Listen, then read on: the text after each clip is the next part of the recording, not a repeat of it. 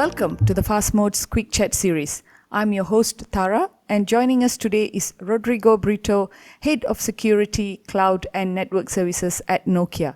With an extensive background in telecommunications and cybersecurity, Rodrigo creates breakthrough technology that protects and strengthens the security posture of networks, empowering CSPs and mission-critical networks to safely accelerate towards 5G and software as a service. Earlier this month, Nokia released the 10th edition of its Threat Intelligence Report, which looks at cybersecurity trends and emerging technologies impacting the telecoms industry. The report is compiled by the company's Threat Intelligence Center, Cybersecurity Center, Security Operations Center, and Deep Field Emergency Response Team, ERT. In this episode, Rodrigo will walk us through the report's findings and what they mean for the future of network security. Welcome to the show, Rodrigo. We're excited to have you with us today. Thank you. Okay, so let's start. Can you tell us more about the report? What are some of the key trends in attacks seen in the telecom sector specifically? Yeah, definitely. So there are several things that you can find on our report. I would say that some of the highlights could start with the countries that we saw targeted. Definitely some economical powers were more targeted than others. So we could see, for example, in the United States targeted by ransomware and as well quite impacted by insider threats. We have not seen only, let's say, a specific sector targeted. There were a range of sectors from telecommunications to government. There were other countries targeted, I would say, for more geopolitical reasons. For example, we have seen the telecommunications sector of Ukraine and in general critical infrastructure quite targeted by cyber attacks, as well significant data leaks in East Asia and European countries, often involving ransomware. In terms of technology and threats, we have seen a more prevalent use of AI. So basically the attackers using AI to mount sophisticated attacks faster and on a larger scale. We also see a good use of it, for example, by communication service providers to improve the response times. We also see an increased concern in what regards what the quantum computers can do to the current encryption standards, and especially how can they challenge what we consider today secure. Then another trend that we have seen was in terms of the DDoS. There was a significant growth in terms of the DDoS traffic, so 166% year-on-year increase in terms of DDoS traffic, with the botnets being the major driver in terms of the vehicle to attack, so basically on the attack landscape. They are responsible for about 60% of the DDoS traffic. We also saw an increase of residential proxies as a quite preeminent tool for advanced application layer attacks for these DDoS.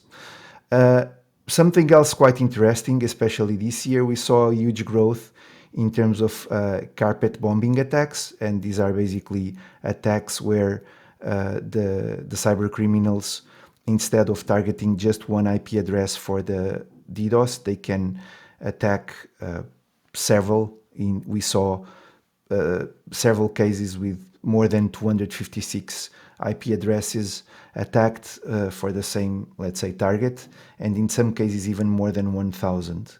So these were the highlights of our threat intelligence report. So are these attacks that you just mentioned more specific to the telecom sector, or do you see this happening in every other sector as well? Well, they affect both. So I would say that it's quite important to understand that the targets or the attacks to the IT infrastructure are actually different in nature than to the telecom infrastructure. So when we look into the IT infrastructure, we see mainly a target of stealing data, ransomware attacks. The targets are mainly laptops or mobile devices or IT servers, and the protocols are quite known. So, for example, TCP/IP, TLS are the main protocols that the security analysts need to take into consideration. When we look into the telco, it's a bit different because here we are looking into the attackers trying to take the network down. When these networks go down, so when the voice and data networks go down, actually it's an attack to a critical infrastructure.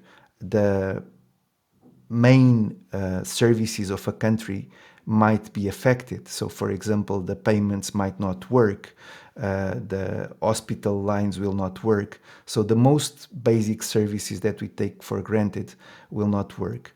And also, these attacks are more sophisticated. So, on top of everything that I've mentioned, that can be targeted to an IT network, which is also valid to a telco network, we also have quite specific components. For example, components on the core network, on the radio network, on the transport network, with specific protocols like the signaling protocols, service-based architecture, and telecommunication specific protocols, plus the regulatory landscape, which also is specific for telecommunications and mission critical networks more and more, and it's growing. So when we are looking at both these areas, like on one hand, IT security, and the other side, the telecom network security, for CSPs in particular, is it important that they are able to tackle both ends? Are both equally important for CSPs? Yes, yes. So both are important, but CSPs have specific challenges, as I've just mentioned, on the telco part, which are not, I would say, which are completely different from the IT part. So any company in the world has or any large company in the world has an IT network, and therefore the suite of tools available and the types of attacks are quite similar to any IT network, being it an IT network of a communication service provider or an IT network of a bank or a retail store or any other vertical business. While the telco part is quite specific from a communication service provider and requires dedicated security controls and security analysts that not only know cybersecurity, but they also know the telecommunications part of the network so that they can protect it properly. Okay, you did mention earlier about one of the trends in the report is AI. So, how are cyber criminals leveraging generative AI to enhance the scale, complexity, and the impact of the attacks on telecom infrastructure? Well, that's a really great question and something that we have observed increasing more and more. So one of the main, I would say, attack vectors or one of the main targets of the cyber criminals are actually the employees of the telco, the communication service providers, the telco operators. So these employees might be, for example, network administrators. So when they target them, if they use AI to compromise their accounts, the probability of being effective is much higher. So, for example, they are currently using quite sophisticated phishing and deepfake tactics to basically increase the probability that the person will do what they want. So, for example, downloading a file or clicking a link that will increase basically or that will allow the hackers to get something running on their computer that then will compromise their credentials. And with that, they can basically have a first access to the network. So then in many times they will move laterally, so compromise other accounts. Then they might try to escalate their privileges, so get access to more network elements or parts of the network, so that then they can carry on their attack. We also see a lowered knowledge barrier for telco networks. So we could see that a few years ago, only highly specialized organizations or hackers would have enough knowledge to attack a telco network. With Gen AI, it's easier for, let's say, lower skilled hackers to get the necessary information to initiate an attack. Okay, that's interesting. So, a question often, that we ask ourselves, given cyber criminals are leveraging AI to this degree, can CSPs fight fire with fire by basically leveraging it to not only detect but also mitigate the threats posed by these AI-driven cyber attacks? I think that's exactly the right way to put it, fighting fire with fire. And definitely, yes, I don't see this as an option. I think definitely CSPs need AI, including generative AI, to, for example, speed up the incident resolution. So they can use traditional AI or descriptive AI for certain type of threat detection, so machine learning to detect, for example, suspicious user behaviors. But then they can use Gen AI, for example, a large language model, to speed up the incident resolution by contextualizing lots of data. So, for example, going and determining what was the root cause of an attack when we are on a telco environment with multiple dimensions like topology of the network, engineers accessing the network, multiple types of telco specific attacks, which are coming from different sides. So they are multilateral and they are coming at different points of time. So, but they are part of the same attack. So when we use something like Gen AI to put all this information together, the effectiveness of a security analyst actually becomes higher, and they will be able to catch more attacks and go to the root cause much quicker. Brilliant. So, yeah, shifting focus to the regional trends. You did, detail out some of the trends in US versus the other parts of the world. But let's go back to US in this aspect. We see that it has experienced the highest concentration of cyber attacks. So, what particular challenges does the country's telecom infrastructure face compared to other regions?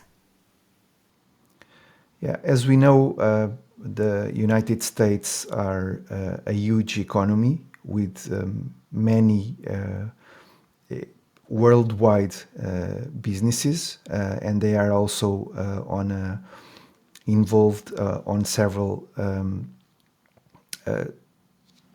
key topics around the world.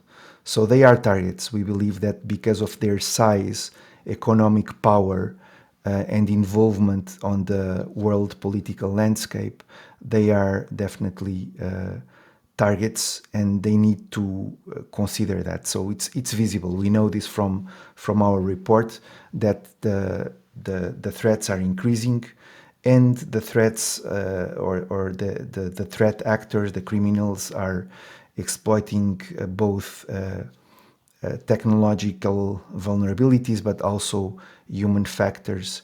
There is also probably a component of attackers which are associated to state-sponsored attackers, although this is an assumption based on several areas that we observed. So we cannot prove that, but that's something that we think that is weighting on the number of attacks that are happening.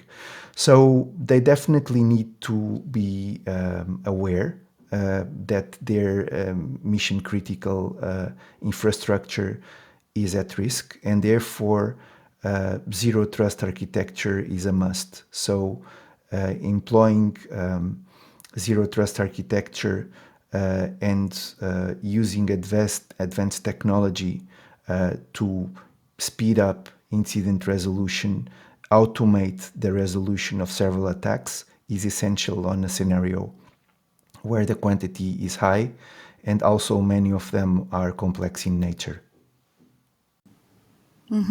That's insightful.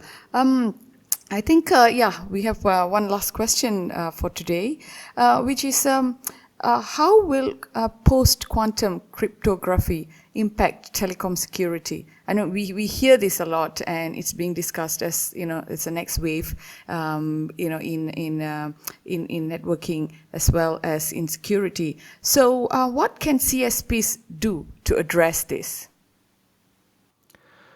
Right. So the quantum computers, we already know that they will break some of the current existing ciphers, like RSA, for example.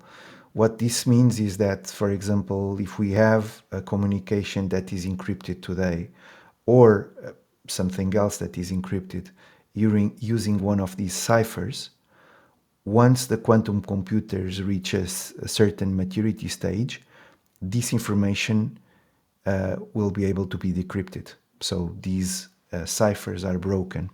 So currently, we are still from, let's say, a computing power perspective, quite far from being able to decrypt or break, for example, RSA. So currently, we are in the single digits, so around 5 stable qubits in the current known quantum computers, and it's estimated that we need 4,000 stable qubits to break these existing encryption ciphers, for example, RSA. This could take roughly 10 years. So there are different estimates. It could be 7, it could be 10, it could be 20 years. But there is one thing that we know for certain. It will be possible with a quantum computer to break these existing ciphers. So the problem is that the criminals know it, and the attackers know it. So by knowing that they will be able to eventually decrypt those ciphers, or decrypt the information behind, or that were encrypted using those ciphers, they know that it's just a matter of time. So they apply what we call an harvest now, decrypt later attack, meaning that they are already stealing encrypted data, knowing that in a few years from now, they will be able to decrypt it. And if we are referring to very sensitive data, like for example, communication between governments, this can be harmful, even if they are only able to decrypt it in a few years from now. So the communication service providers need to start their quantum journey by, first of all, knowing where they have their encryption. So they need to know on the topology which are the communication channels that are encrypted, which are the cipher suites that are used. Are these cipher suites having any ciphers which are considered quantum unsafe? Then they need to start let's say, their migration into quantum safe equipments and ciphers. So NIST already released which are the ones that are considered quantum safe ciphers. So they need to start this migration.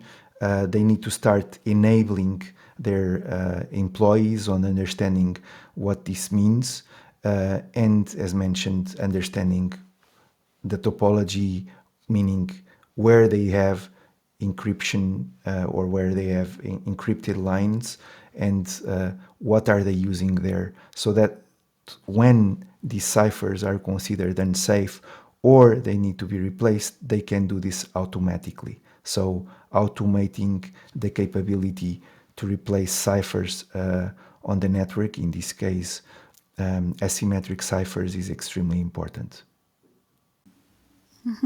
Interesting. This is the first time I'm hearing this phrase that you just mentioned: "Hours now and decrypt later." But yeah, we are not surprised that, given how post-quantum cryptography will be reshaping the way networks protect their assets and their data. This will be something that, I'm sure we'll be hearing more often after this. So yeah, great session. Thank you so much, Rodrigo, for sharing your insights on the evolving cybersecurity landscape in the telecoms industry. Thank you very much, Tara. It was a pleasure. Oh, great. Okay, so to those listening, it's clear that as networks grow more complex with advancements like 5G, IoT, and AI, so do the threats they face. So for those who want to dive deeper into Nokia's Threat Intelligence Report, you guys can visit onestore.nokia.com/asset/214202. We'll display the link below. Okay, and well, that's all for today's episode of the Fast Modes Quick Chat series. Thank you for tuning in, and follow us for more updates and insights as we continue to uncover the latest in technology and telecommunications. See you in our next session.